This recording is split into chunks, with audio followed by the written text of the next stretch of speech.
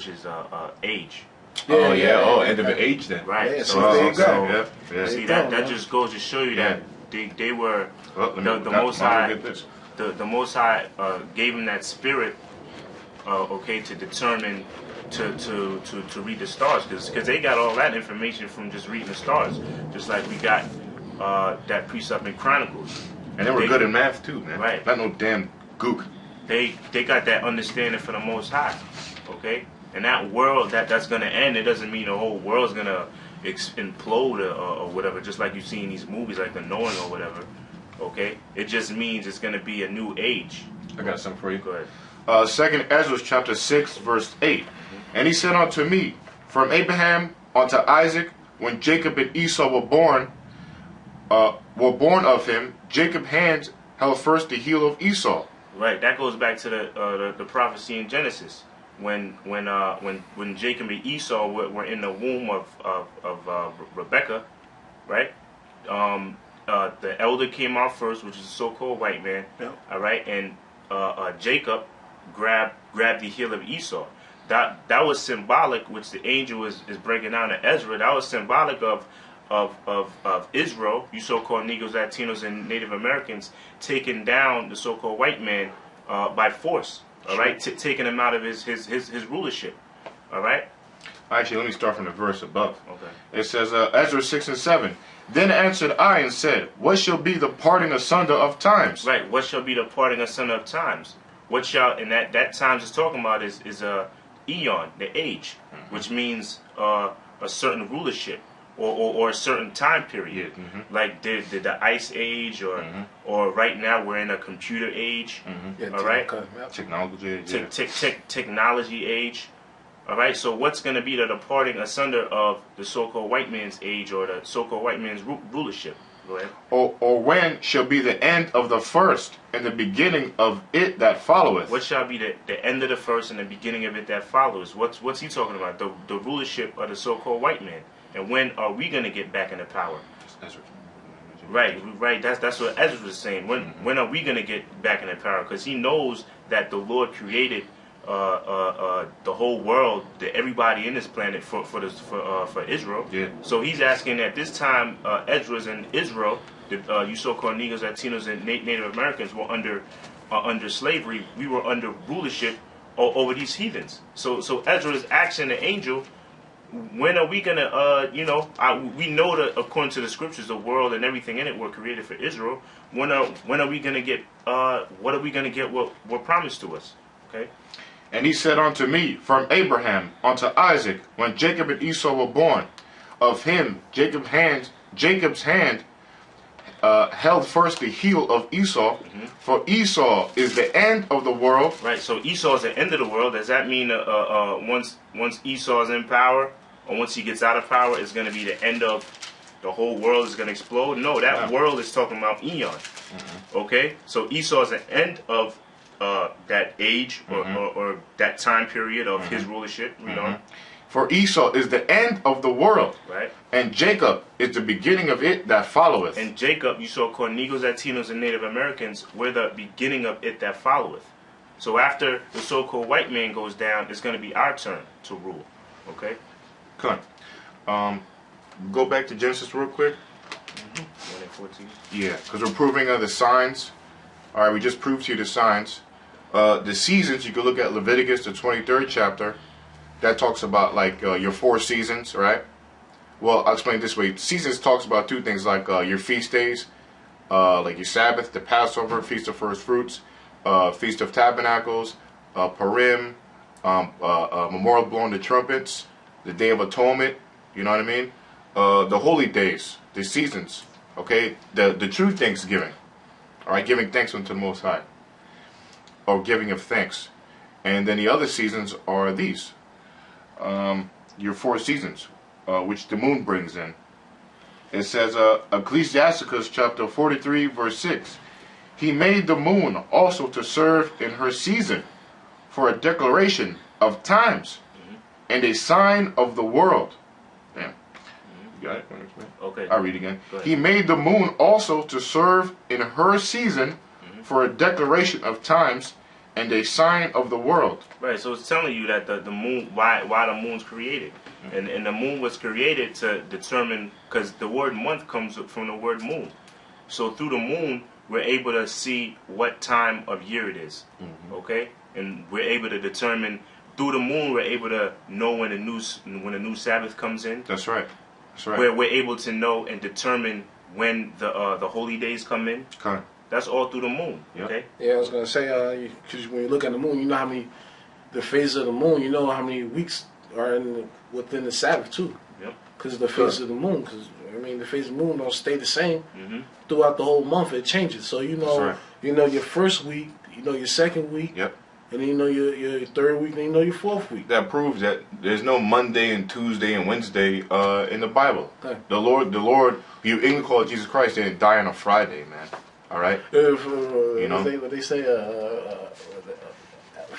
Fish Friday, you fry some fish before Easter and all that. Yeah, bullshit, man. Good Friday. Good Friday, yeah, Good Friday, fried fish. That's not in the scriptures. That's not in the scriptures. I mean, this man. brother could break it down because you were breaking down them days go back to what Greek gods and all that. You know, Right. I'm trying to. I don't think I wrote it down, but basically, all the days of the week they come from Greek gods that they worship. Sunday comes from the sun god Ra. Monday comes from, I forgot. I know Thursday is the god Thor. Thor, yeah, kind of. And Saturday is Saturn.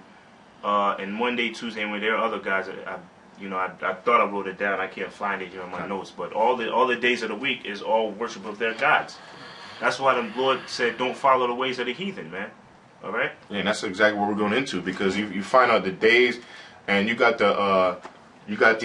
these months that are backwards itself. That goes back to Daniel 7:25, where Esau shall change times and seasons, Yep. which we're going into right now because this is not the new year, okay?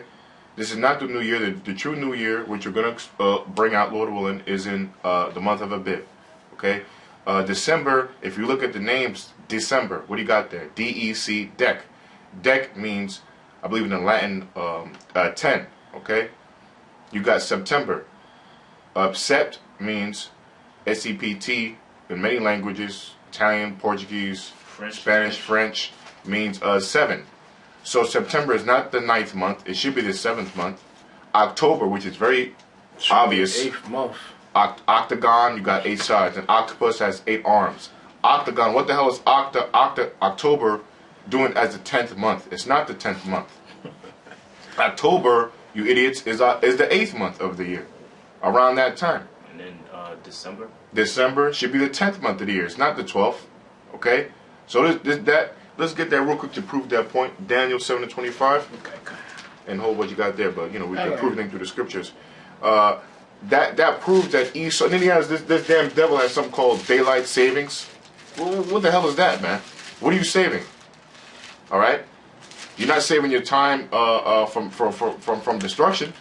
You so-called white people are going down, man. No matter how much you change your times or this, it's not going to prolong your time. You have a set time. The time is at hand.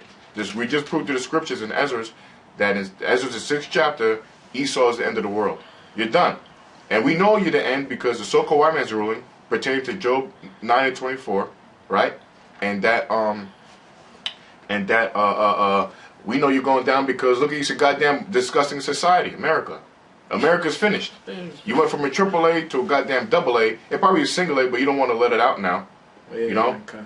All countries are denouncing your dollar.